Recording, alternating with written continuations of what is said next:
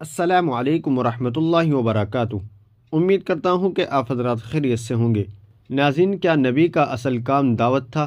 تو چلیے اس سلسلے میں آپ حضرات کے سامنے دارالعلوم دیوبند کا فتویٰ پیش کر رہا ہوں۔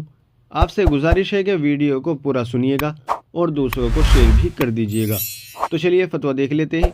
چنانچہ کسی سائن نے دارالعلوم دیوبند سے سوال کیا ہے، کچھ تبلیغی لوگ کہتے ہیں کہ دعوت نبی کا اصل یعنی مین کام تھا، دوسرے کام جیسے کہ تعلیم یا تصوف اصل کام نہیں تھے، کیا یہ صحیح ہے؟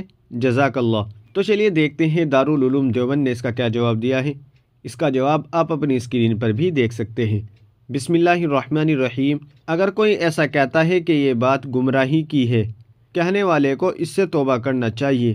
سورہ جمعہ کی ابتدائی آیت هو الذی بعث فی الامیین رسولا منہم یتلو علیہم آیاتہ ویزکیہم وَيُعَلِّمُهُمُ الْكِتَابَ وَالْحِکْمَةَ، اس آیت کے تحت مفتی محمد شفیع صاحب قدس سرہ تحریر فرماتے ہیں، یہ معاملہ حیرت انگیز ہے کہ قوم ساری امی، اور جو رسول بھیجا گیا وہ بھی امی، اور جو فرائض اس رسول کے سپرد کیے گئے جن کا ذکر اگلی آیت میں آ رہا ہے، وہ سب علمی، تعلیمی، اصلاحی ایسے ہیں کہ نہ کوئی امی ان کو سکھا سکتا ہے اور نہ کوئی امی قوم ان کو سیکھنے کے قابل ہے۔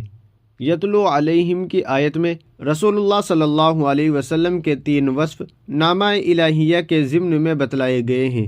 نمبر 1، تلاوت آیت قرآن یعنی قرآن پڑھ کر امت کو سنانا۔ نمبر 2، ان کو ظاہری اور باطنی ہر طرح کی گندگی اور نجاست سے پاک کرنا، جس میں بدن اور لباس وغیرہ کی ظاہری پاکی بھی داخل ہے، اور عقائد و اعمال اور اخلاق و عادات کی پاکیزگی بھی۔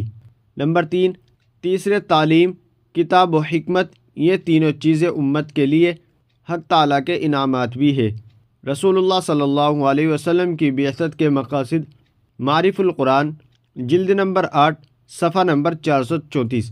مذکورہ آیت کے معنی و مطلب اچھی طرح سمجھ کر اپنا عمل اور عقیدہ درست کرنا لازم ہے۔ واللہ تعالی علم۔ دارالفتہ دارالعلوم دیوبند۔ ناظرین، امید ہے کہ مسئلہ آپ کی سمجھ میں آ گیا ہوگا۔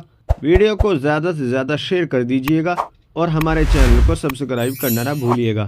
تو چلیے پھر ملتے کسی دوسری ویڈیو میں۔ السلام علیکم ورحمۃ اللہ وبرکاتہ۔